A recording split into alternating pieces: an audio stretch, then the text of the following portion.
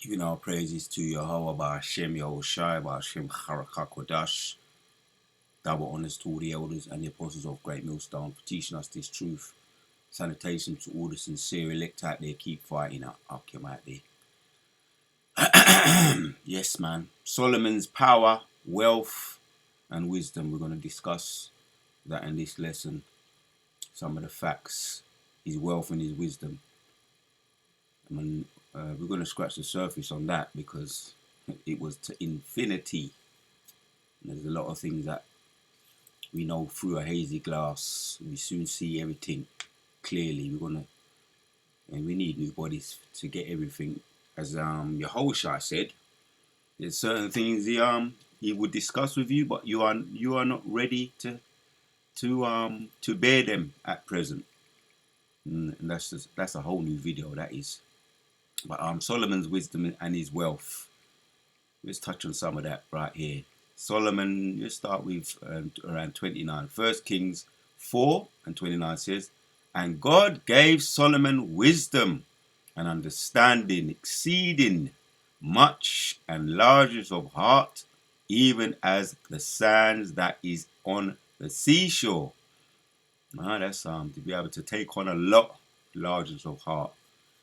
Another word is broad-minded in understanding. And Solomon's wisdom excelled the wisdom of all the children of the east country and all the wisdom of Egypt. All the heathens, they was all fascinated with Solomon. They would have heard of the things that was being thrown down with Bathsheba. We're going to get into some of that. For he was wiser than all men. The Hathan, the Hizarite, if I was pronouncing these words right, the Heman and the Chakal, the Dada, the sons of Mahal, and his fame was in all nations round about. And he spoke 3,000 proverbs, and his songs were 1,005. Yep.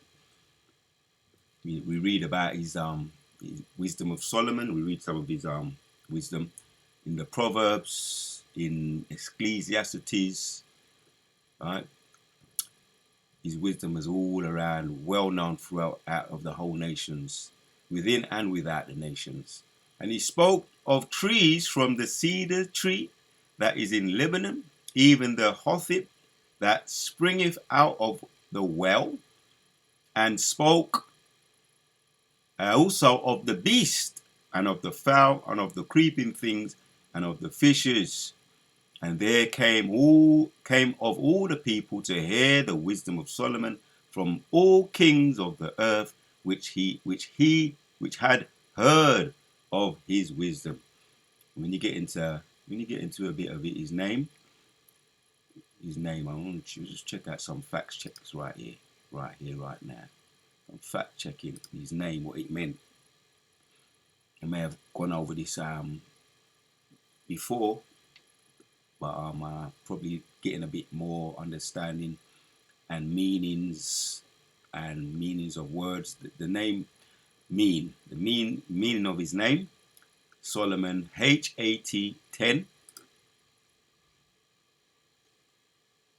Solomon, peace. That's what it means, peace, son of David by Bathsheba.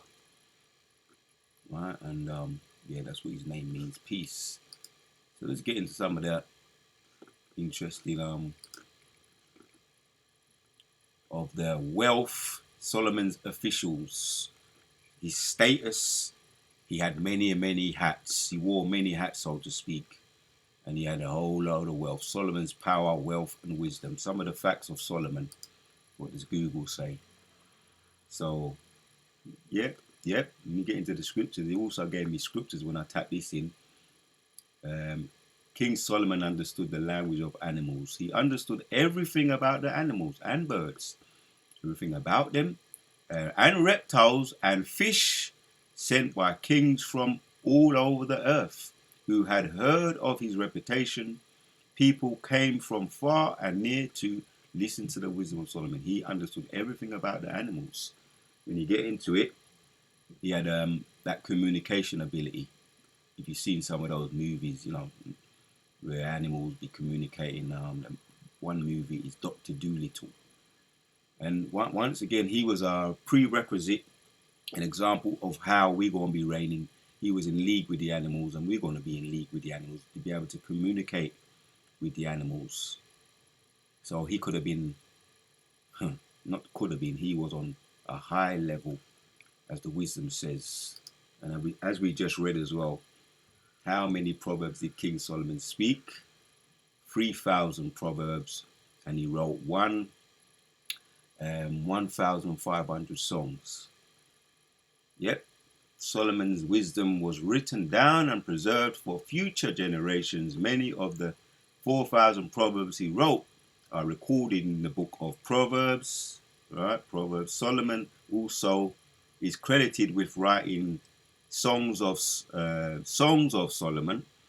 Psalms 72 and 127, and as it says here, Ecclesiastes, possibly Ecclesiastes, some of his proverbs, 3,000 of them.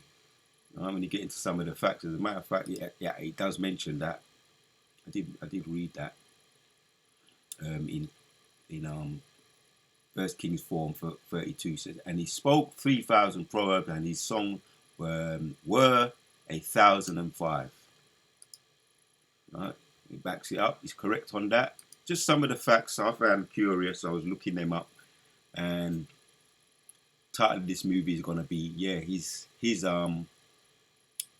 he had a reign of peace, and there's gonna be an example of what is to come, something to that effect.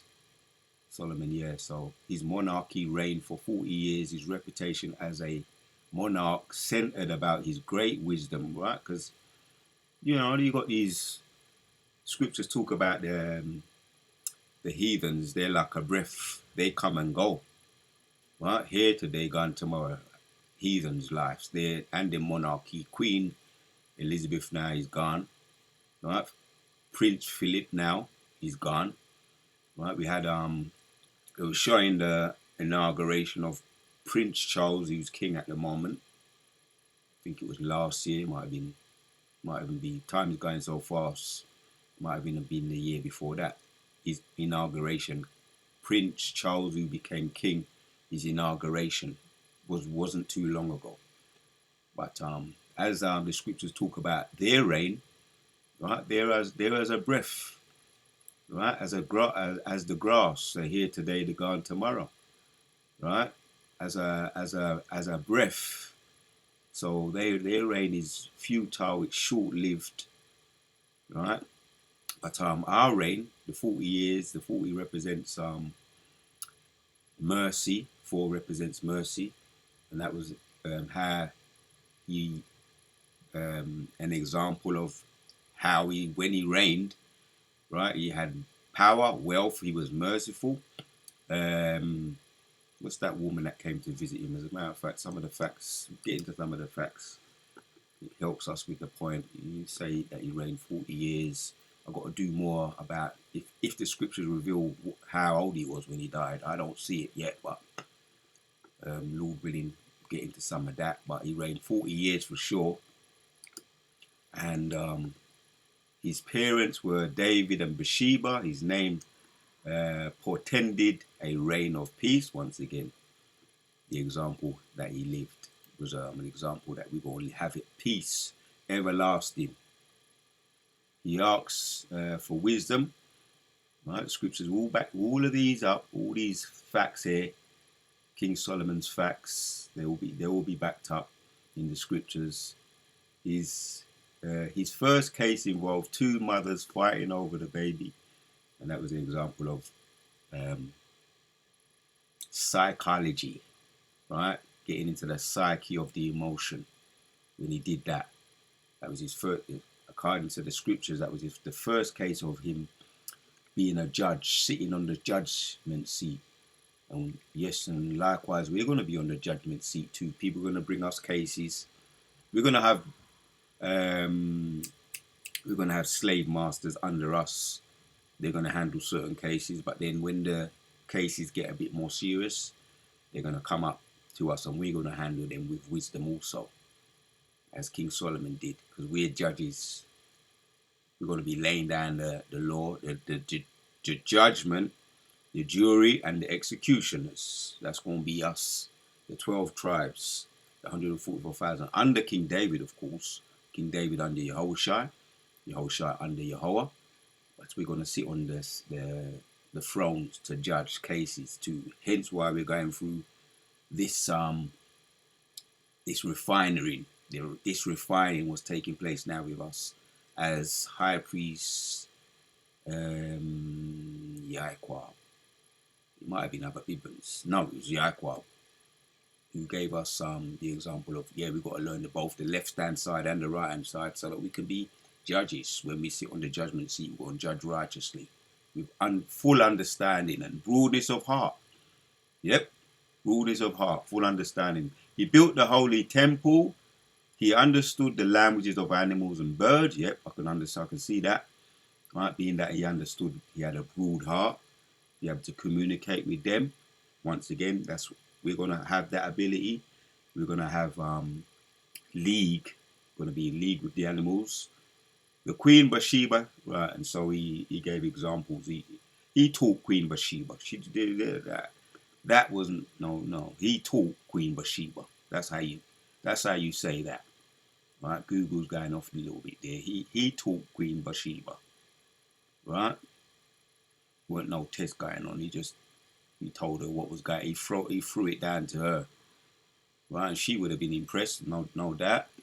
So, yep. That's really the point I wanted to bring out. Yeah, some of the facts of King Solomon. What are the 5 interesting facts about King Solomon? Solomon was the son of, touched on that.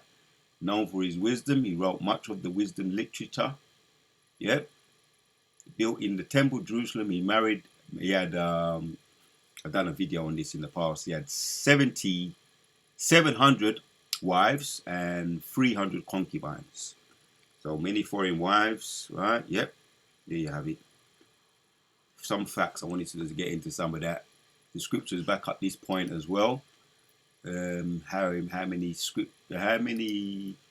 3,000 proverbs, right? And it gives you the proverbs, Ecclesiastes, the songs, Psalm 72, Ecclesiastes, the proverbs here. It says, the usefulness of Proverbs, the Proverb of Solomon in Proverbs chapters 1 and verse 1. The Proverb of Solomon, the son of David, king of Israel. To know wisdom and instruction, to preserve the words of understanding. If we follow his example, even now on this side, you read them Proverbs, get them into the psyche, you grow. Let me just say that. You're able to grow. Right, getting into them as our elder Amanagan, when he gets into that Hebrew, some of them from the Psalms and from the Proverbs. The more you understand them, the more you become broader in understanding and wisdom. Yep. So these were the Proverbs of King Solomon, right? Along with the wisdom of Solomon's Ecclesiastes, some of the Psalms as well. So that's the point, man. I just wanted to touch on that, right? If you want to get the Solomon's officials, you read the whole of the chapter. But Solomon's power, wealth, and wisdom gives it a perfect example here. So, as a matter of fact, one more thing here. Let me see how it's written. In the NLT, 1 Kings 4:30 says, in fact, his wisdom exceeded that of all the wise men, and of the east, and the wise men of Egypt. Yep. NIV. Solomon's wisdom was greater than the wisdom of all the people of the east, and greater than all the wisdom of Egypt. That's really the point right there. His name means peace. And not long now, when he returns, Yehoshai, King Solomon as Yehoshai, when he returns, he going to be that grand finale. He going to bring that peace. But first, he got to put down the wicked, right? He got to put down the wicked. His name, when we go into the name, it means peace. And his reign It was 40 years, and it was peace while he was reigning. Right? And he had subjection, he had wisdom, a broadness of heart, as we saw. So, some examples of what's to come when Yehoshua returns, when Solomon returns as Yehoshua once again. The Wadeo Bashimoshai, until the next one.